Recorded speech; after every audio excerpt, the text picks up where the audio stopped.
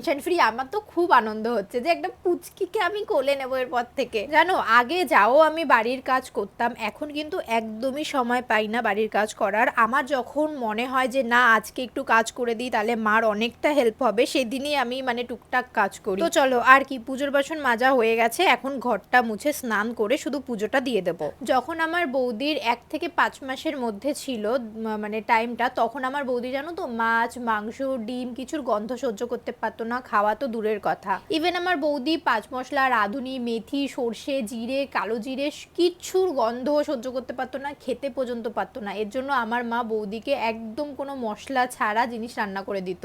কিন্তু হঠাৎ কি করে যেই মানে 6-7 মাস পড়লো, 6-7 মাসের পর থেকে এখন আমার বৌদি চিকেন মাটন খেতে ইচ্ছা করে নাকি খালি বলে আমার খালি চিকেন মাটন খেতে ইচ্ছা করে। আর এখন সেরকম প্রবলেমও হয় না কোনো মশলাতে বলো বা চিকেন মাটনে বলো, এখন সবকিছু খেতে পারে। এই